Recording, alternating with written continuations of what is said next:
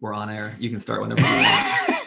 We're live. Dead space. Hello and welcome to the Llama Commerce Show. We are excited that you have joined us for another amazing episode. And I'm telling you what, the notifications on this show really throw me for a loop. Oh my goodness. We could it just says live and says like this little thing comes up and says you're live, and Brett's like, what does that mean? No, the live thing doesn't come on right away. The live thing came on. I was waiting for the live thing. All right, say what we do here and all that. Yeah, so we are here to demystify e-commerce into digestible, actionable bites to give you the information you need, the fuel you need to make things happen with your e-commerce business. I'm Brett Curry. I'm the lead strategist here at Classy Llama. And I'm Kirk Theobald, CEO at Classy Llama. And we are already off to a great start. Already. So I think this is showing tremendous promise for the show today. Dead space. We only have Ott here. I mean, that's really it. It's just us and Ott. We're doing our little fireside chat. We haven't done a fireside chat in a long time. We're getting back to our roots. And I'm really excited about that. I will say the reason we're doing this is because Ezra Firestone was supposed to be on today, but guess what? He didn't have it in his calendar. Nowhere to be found. Yeah. But the good news is Ezra's coming back. He is coming back later on next month. We sent him on a guilt trip, and June 16th? June 16th, that's planned. Ezra Firestone, June 16th. I just can't wait. Hope he hasn't cut his hair because I'm like competing now. Look, you see this little starter thing? I thought you were trying to be like Ezra just a little bit. Yeah. So I'm working on it. You don't have the curl though, but I mean it's all good. I'll never have the curl. You'll never have the curl. So today we're talking about a topic that is near and dear to my heart. It's something that I encounter all the time. I work mainly on the marketing services side, SEO, paid search, all things marketing related. And I'm going to pretend like I care about this topic too, because it really does matter to merchants. It totally matters. So merchants, they come to Classy Llama or other agencies to redesign their site. They don't like their site. Users don't like our site, so we want to redesign it and make it better and increase our conversion rate and make a lot more money. But redesigning a site is not super easy. Nope, and there are considerations. It can be a disaster. The design could even be better from an aesthetic perspective, but it's a disaster in terms of effectiveness. Correct. Which is counterintuitive, but it's still true. We've seen that so many times. Clients that have come to us and said, okay, here's what we did.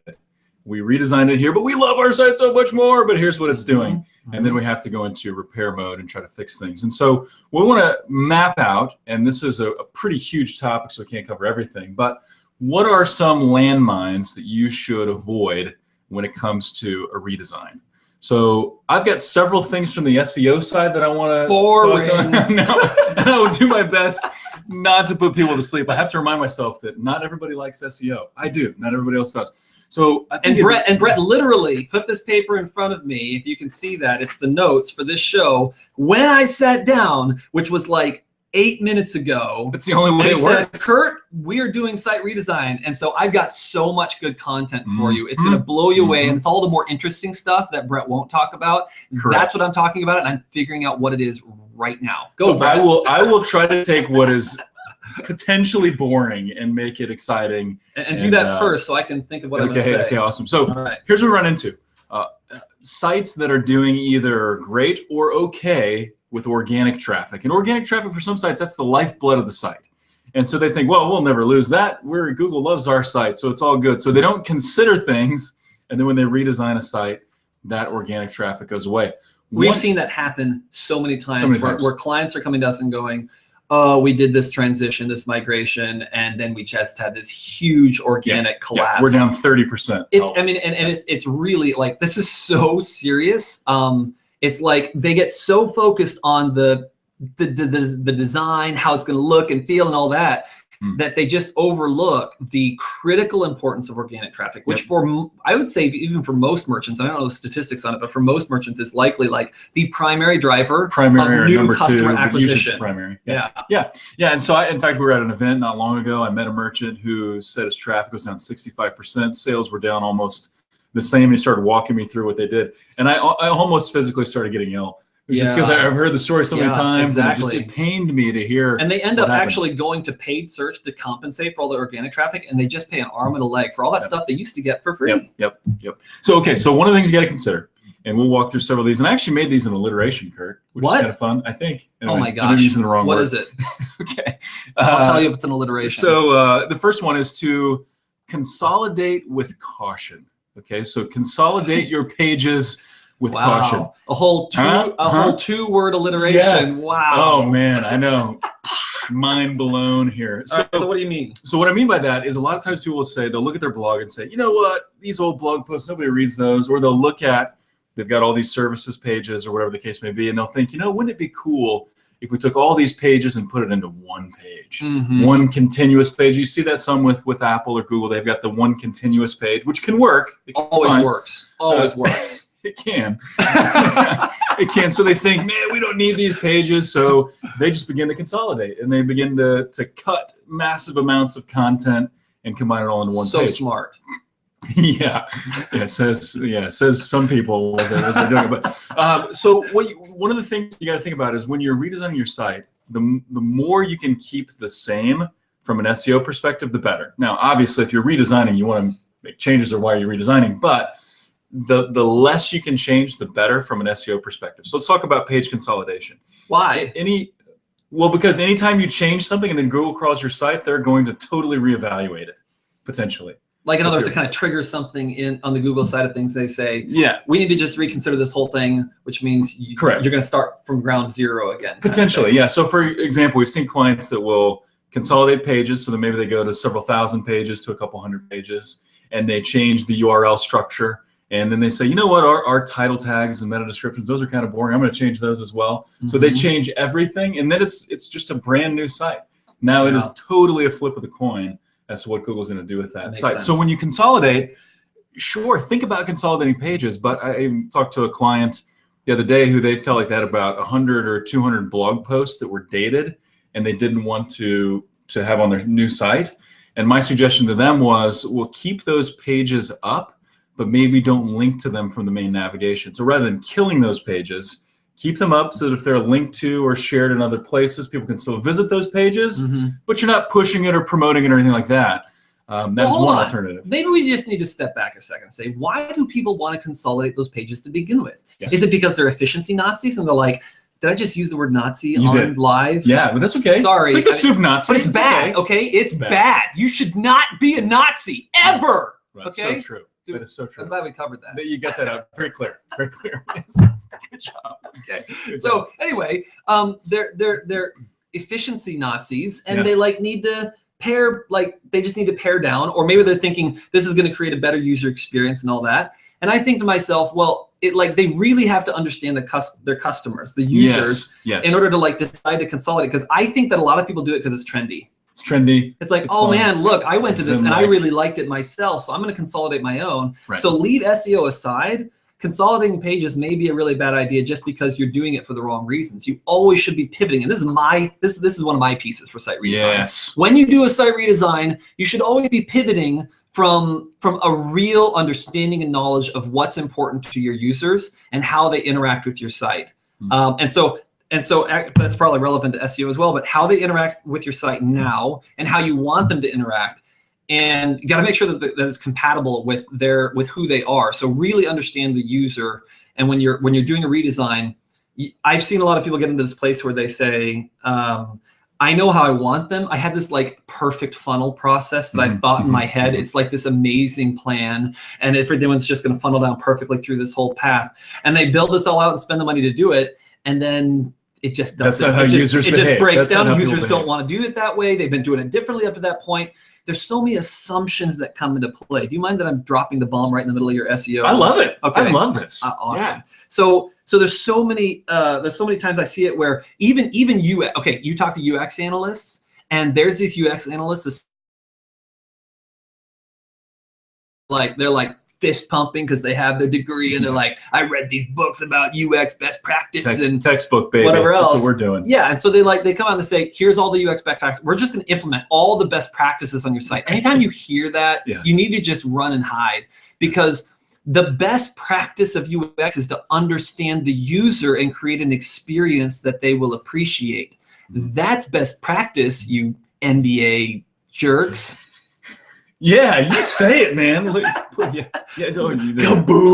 Yeah, that's all I have to say about that. Keep going. SEO. So one of the things, and just while we're off the topic of SEO, I'll throw this out there because I think it's relevant as well. But I think that a new site should be both new, it should feel new and feel different, but it should also feel familiar to the user. That kind of ties into what you were saying, where if someone, say you're walking into your favorite physical store and you say, you know what, this is new, this is better, it's more open, it's more, there's more lighting, I can get where I want to go, but this still feels like my favorite place. So I have to say, like, a lot of times I think it makes sense, but what's the objective of the redesign? Is it because if you're doing something to, like, you know, keep it fresh, then totally you need to make it feel new. But there's a lot of reasons to do a redesign, and sometimes they have nothing to do. Sometimes with back end and infrastructure and things like that. Sometimes, like, the redesign is about, like, we're just like, it's all about making the content more accessible. Right. And in that case, it doesn't. You may not want it to feel new at all. You just want to create the better experience. So there's my joust. Nice. Thank you. Okay.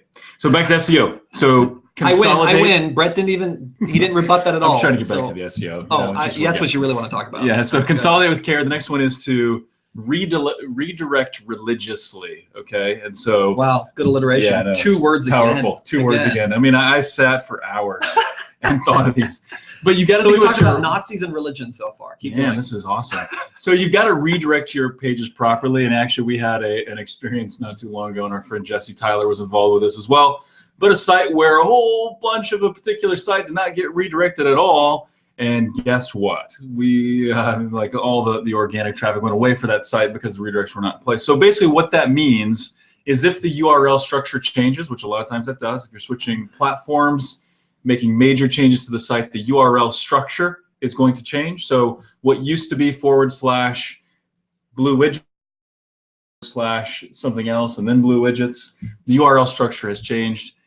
If that's the case, you've got to set up proper redirects. So old page 301 redirects to the new page, kind of like putting a mail forwarding, like a sign up, or with the mail. In the street. It says we used to live here. Oh yeah, that's actually a better analogy. Yeah. So with the post office, you're saying you do this every day, because that was a really good analogy. Yeah, right. So with the post office, we're getting ready to move, but we're putting in the notice with the post office that, hey, now we have permanently moved from this address to a new address. Yeah, Brett had more children, so he has to move again. Yeah, we got 7 kids. 7 so you gotta have some space for all those kids. It's craziness. So I just want to, can I just comment on this? Yeah. You know, from the not so intelligent side of things, like, just from experience, I have seen this slap is the wrong word, like bludgeon.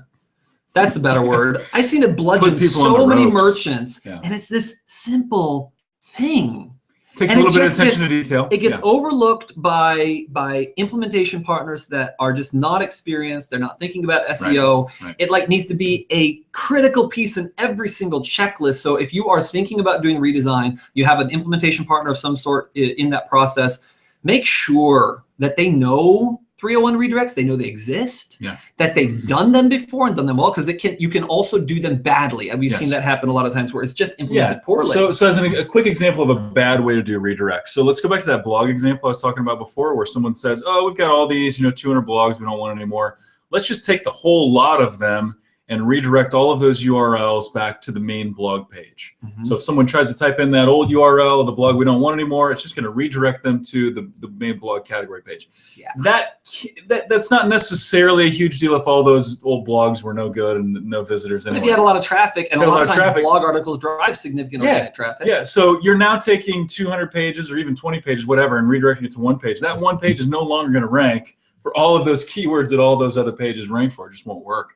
And also, if you take a lot of URLs and redirect to one, Google can look at that and say, what are you trying to do? And there can be some shake-up with that in the beginning. So got to redirect religiously. It's appropriate. That's a strong word, but it's appropriate. It's strong, but it's appropriate. You could think about every other thing, make sure your title tags are right, and you just put alt image content in every single, alt image tag and blah, blah, blah. But if you don't do your 301 redirects, you might as well just quit. Quit life, because you just screwed it all up. You're about right. Yeah, you're about right. It's a little strong, but that's that was a little over the top. A little over the top. Yeah, we'll dial that Don't back quit life, guys. Keep living. Okay, you just lost 30% of your sales. Don't jump off a building over 30% of your sales. Exactly. You're probably losing money. You're deeply in the red. Forget gifts at Christmas. depressed. I'm getting hot. I'm emotionally reinforcing what you're talking about. Okay. You got to do the redirects. Another thing to think about, though, and one quick word of caution: if you create a 301 redirect, also make sure you want to do that redirect, because they are permanent. They are etched in stone, pretty much. There can be ways to get around it, but essentially, once you tell the search engines this page now lives here, you can't go back and undo that. If you do, the search engines really won't recognize. Now, what you can do is, if you 301 from one page to another page, you can then take that new page and redirect it somewhere else, but you can't undo what you did. Yeah, so you got to make sure that it's done. We're going to send out plaques to all of our listeners etched in gold that say redirect or downsize. Just kidding. That's a false commitment. We're probably not going to do that to anybody. No, but if we did, it would have been. That's what we would send. That's what we would send. And you should make one of those yourself. Put it on the wall. Redirect or downsize. Redirect or downsize. I like that. Thank you. That's good. Okay, next one. So here, and this is going to blow your mind as well, Kurt. But mind your meta. Keep your mind on the meta. So with meta, we're talking about title tags, meta descriptions. Oh my gosh. Some of those Are you in marketing or something? Yeah. It's disgusting. Yeah, it's annoying, isn't it? Yeah. Sorry. Yeah, exactly. So mind your meta. First one, think about your title tags. Here's what we also see merchants do is they say, you know what? We're doing this redesign. I never liked our title tags anyway. I never liked the title tag for our homepage or other page. Let's just change all of those while we're at it. So we got the copywriters in there working on the new pages. Have them change the meta too. That's usually a bad idea as well. Typically, the fewer changes you make, the better from an SEO perspective. So your core pages, your homepage, any page that's getting substantial SEO traffic, just keep the meta the same for the redesign. Until you launch and until things have stabilized, then you can experiment with the meta. Don't do that right out of the gate. If it's a page that gets no traffic, or it's got a one-word meta or something like that, then sure, change it. But for your core pages, keep the meta the same. I have an alliteration. Yeah? Don't mess with the meta, mofo. That's way better. It is. I'm not good at marketing. Exactly. Man. But yeah, you got to come over to the marketing side more often. That's Thanks. good. So mind the meta, and then this last one's really nerdy. I think I'm going to throw up. I read it and I threw up in my mouth. Do you want to break it up with something that's not quite so nerdy, or should we just dive in? I really want everyone to know how nerdy you are. Okay. Yeah. So the next one is canonical. So you gotta. No, it's not. He just skipped it. Because he knows how silly it is. I'll tell it for you. Okay, please do. It's canonical care. You have to care about your canonical. You really do. I don't know why I'm hearing like Barney music. Oh my gosh, exactly. Right canonical care. Canonical care. We're done with art. Okay, no. So with canonicals though, this is huge. And so if you don't know what a canonical tag is, I'll give you the quick non-nerdy version. But a canonical is where you're telling Google, I have multiple versions of this page. A lot of times this is a category page. In the e-commerce world, a category page with lots of filtering, so you can sort by highest to lowest price or sort by color, however way you can sort. Essentially, it's the same page, right? So you click on the sort feature, the URL doesn't change, the meta doesn't change, the content doesn't change, just the order of it. So what you do with the canonical tag is you tell Google that, hey, this one URL, no matter what version you see of it, really, this is the one we care about. So it eliminates duplicate content issues, because that's something Google does not like. If you have the same page repeated over and over again, they don't like that. So the canonical tag basically says, this is the official version. This page right here, it's the one we want you to care about, right? Yeah. So you don't seem excited about it. I'm not. This is boring. But it's important. It's important to everybody. It's important. It's so important. It's like eating your vegetables. You just gotta care for your canonicals or cancel your cake. Cancel your cake. That's another plaque that you can put up. Yes. You better care for those canonicals. So what I've seen though is people in category pages, man, with a redesign, that is one area that usually can change a lot. So categories, what we've seen is with a particular redesign that I was consulting with not too long ago, they had categories and subcategories, and then they said, you know what? Let's just mush all that together and we'll set up filters. So now instead of having categories and subcategories, we have just one category with all these filters, and they had their canonical in place. So basically that eliminated all those subcategory pages. It was all down to one. And it kind of got messy. So we talked about how to avoid that. But your canonical tags, you want those to be consistent. You want to think through that process. With Magento, it's actually there is an easy option. There's a click check mark for canonical. It's not my favorite way to do it, but that's an easy way to do it. But you got to think about your canonical, Kurt. Well, and the truth is, no matter how bored I am by everything Brett's saying, canonicals are again, it's one of those things, I hear it come up over and over and over again as a source of pain. Gosh, it's like, you almost should tell people not to do redesigns because they're probably going to screw up their SEO. Right. Which, by the way, I just struck fear into every merchant's heart because they're already freaked out about that. Totally. So all I can say is work with smart people like Brett and other people that know what they're talking about. If you can manage to stay away. You know what I think would be nice is if we created a checklist. And by we, I mean you. Okay. A checklist for merchants where they could be like, here's the things you need to ask whoever's going to be doing, whoever your partner is, ask them about the SEO and the process redesign of the transition. checklist. I would like that. I think that'd be really valuable. Me as a merchant, I don't know enough about SEO. Even being in it for as long as I have, I feel like I would still benefit from having a list like that. That's a great idea. Thank you. Will you do that? I will do that. I just added to his calendar. Yeah, which is already really crazy. But I will work on that. I think that's a fantastic idea. You'll work on that? I'll work on that. I'm non-committal to working on it. I committed to working on it. I commit that it will be awesome. Well, folks, you just need to wait on your redesigns until he's done working on that. Yep. Put everything on pause, on hold. So I guess what you're saying is we need to consolidate our canonicals and redirect our meta and care religiously for our pages. Yeah.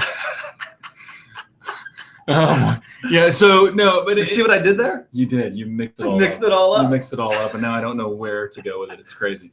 But anyway, so I guess the actionable buttons. That's can I say stuff now? Because you said a bunch of smart stuff that's really good, and I'm not done yet. Okay, let's do it. We got 5 minutes left. Awesome. So one more thing that I wanted to mention is that a lot of times what I see merchants struggle with when they're doing a redesign is they feel like they need to do everything, and they need to do like. If they're gonna redesign it, they're gonna just go to the nines. They're gonna, they want to hit it out of the park, and gosh, if we're gonna spend the money and time to redesign it, everything better be different. And so obviously, Brett's already made it clear that from an SEO perspective, content-wise and structure-wise, you want to keep that as much the same. But I'd also say that beware, you're dealing with fragile beings. Your customers, your users that are repeat, which are the most important basket of users and customers you have, are the ones that come back again and again. You got to be careful you don't shock them, because it doesn't matter whether the new design is great or not. If you change their flow, if you change their experience too much all at once, you can really disrupt them. So obviously, typically younger demographics deal with bigger changes better. But even with that being the case, watch when Facebook changes like 3 small things on their site.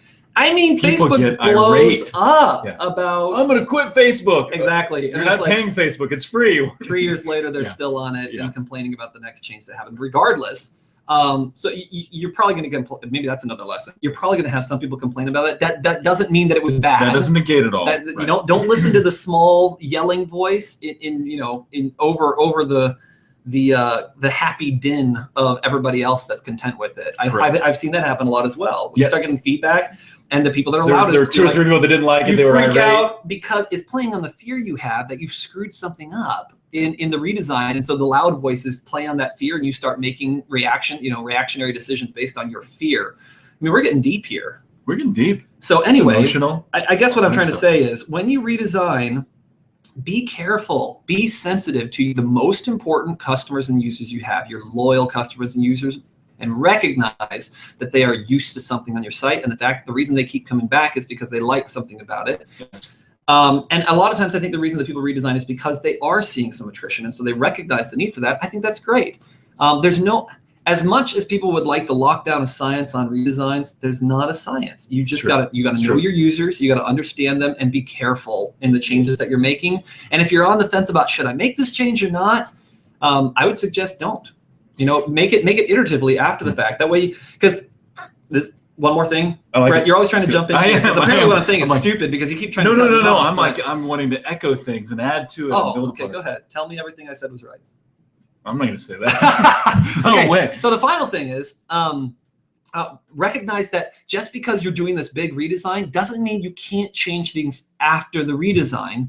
and make it iteratively better. And I've said this, and Brett has said this 1,000 times so far in this show, but it's worth repeating, that you do a big redesign, great, but there should still be a commitment to constant iteration on the site. And frankly, iteratively improving and changing your site is there's a lot of positive about that, and that your users aren't getting shocked. There's only little changes here and there. Compare Facebook from today versus 3 years ago. If you just did a lurch from 3 years ago to today, there's been a lot of changes. But because they've just been one at a time, those irate Facebook users you hear, like boiling the frog, getting all upset. Right? Kind of. I mean, that's they're kind of boiling us frogs in the Facebook example. pot. It's a negative example. That's what's happening. So that's what we're trying to say. Boil your customers like frogs in a pot. I don't think you could have been any clearer. That's an actionable, digestible bite. Yes. Frog legs are tasty, I hear. Have you ever had them? Tastes like chicken. I've never had one, but that's what I hear is it tastes like chicken. Nod or shake. Have you ever had a frog legs before? He hasn't. He has never tasted. We cannot verify that on the show. We don't know. But making those iterations, making those small changes, I think it's ideal. Also, I think it's a great idea to ask your customers questions like, what do you love about the site? What are the things that you really enjoy about this site? And sometimes I know we had a merchant come to us that had this old clunky site that looked old and outdated. They redesigned it to something that was mobile friendly, and the new site is not converting like the old site. But the old site was just efficient, and people got what they wanted, and they got it fast, and that's what they cared about. It's all about knowing your users and your customers, and that's true of any business. Honestly, it's being aware of who they are, what their needs are, what they value, and delivering accordingly. That's why it's not a science, because every group of customers is different. Every psychographic is different. And let's face it, if it were easy, everyone would do it, and everyone would be rich. Everyone would be rich. So true. Or everyone would have the same amount of money. I don't know. Let's analyze that for a moment. And while we are, I just want to show everyone that's watching, like, look at this. Isn't that cool? We got these made. Pretty sure this is my idea, just for the record. Well, and if it wasn't, you probably steal the credit for the idea anyway, so it's okay. But I will say, Jesse, actually, who's the producer of the show, he also he made this happen. And it's really great. I mean, look at it. It's just amazing. So I just thought it was worth mentioning. And just like you would want to be cautious as you're driving down the road and you saw a llama crossing sign, really all we're trying to say with this episode, and please don't be afraid of a redesign. Redesigns can be awesome. It can open up new opportunities. Proceed with caution. Don't hit llamas in the road while you're doing the redesign is all we're trying to say. Exactly. That's it. That's really the point of the whole show. So, digestible, actionable advice. Let's do this thing. Let's do this thing. So, the fewer changes you can make, the better from an SEO perspective. I know that's not always practical. And I mean, potentially from a general, aesthetic and design perspective is, less is more sometimes. Know your customer. Yes, that's the most important thing as far as that totally is the most important. Not SEO though. SEO has different rules. The most important thing from an actual user experience perspective is know the customer and connect with them and make sure you're delivering the value they want rather than the experience you think they ought to have. Because that's just crazy. It is crazy. Okay, and SEO. That changes, iterate. And then from an SEO perspective, again, think about your redirects. You got to think about your meta. You got to think about your canonical tags if you can stay awake long enough. Consolidate your pages with caution. Consolidate your pages with caution. Absolutely. Just think alliteration and all of those beautiful lessons will come back to you unless you got messed up by me mixing it all up. That's so true. That's so true. So man, I don't know. I mean, I'm a little torn on it's always easy for us because we feel, we feel obligated. Everyone knows we feel obligated to give to whoever we have as a guest on the show because wouldn't it be weird to give it to ourselves with our, thanks for coming. Thanks, but I think we delivered more value than you. It just doesn't work. So in this case, we actually get to fight over it, which I'm excited about. Here's the truth, though. Can I just be honest with everyone? Can we just have a moment of just brutal honesty? Let's just be. I deserve this. Okay, I deserve it. It belongs to me because guess what? I didn't have to prepare for this show. I just got on this show and I delivered everybody knows you didn't prepare pounds, 17 pounds of value. I don't even know what it's just an increment. It's like 145 degrees Kelvin of value. That's how much I delivered. Did you know that 0 degrees Kelvin means something doesn't exist because it stopped moving at an atomic level? Is that absolute zero? That's absolute zero. Absolute zero. 0 Kelvin. Yep. I don't even think there's 0 degrees Kelvin. All you scientists out there, did I say it wrong or did I say it right? Let's create a tweet on that. I don't know where to go from here. I don't know where to go. This has been a great fireside chat, everybody. It's been good. I don't really know, actually. It might have been terrible. I'm not a good judge of myself. I think we need to get some feedback. I look in the mirror and I waffle. Regardless, good information here. Take it to heart. Who gets with your redesign? Are you going to fight okay. for this? Do you think? I'm just kidding. I mean, goodness, Brett like organized. He did this whole thing, notes and all that. The stuff is right on. I may have gotten bored a few times, but don't get bored listening to Brett because he's going to save your life, and by life I mean your 30% of your business. It's a big downsizing. He'll protect you from it. The Christmas gifts, the blood pressure. He's going to protect it all. Okay, so you're saying that I get to have the trophy? You get to have I'll take the trophy this but time. it goes on but it goes right back on the shelf. So I feel pretty good about that. So has everyone noticed that I have a plunger on here? I don't even get to talk about this stuff because everybody, take a look at this. This is amazing. This is my plunger. I keep it in my, and I have to talk about it now because it'd be weird if I have a guest on the show. So I'm going to talk about it now. Here's my plunger. It has only been used for normal uses 6 times, and it is to. I just put it for all the podcasters. I just put that in Brett's face. That was a low point of Brett. It hasn't been used for real. Okay, so you should be fine with this. we're throwing down right now. So no, for real. What I do is I go around the office and I unblock people with this. Nice. It's a great visual. It is a great visual. With that, I think we're done. we are done. Good fireside chat. Don't screw up your SEO on your site redesigns, and know your users and stop trying to do things the way you want to do the way your users want to do it. Open, close, point, set, match. You get the trophy. Bingo. Stay classy. Stay classy, everybody.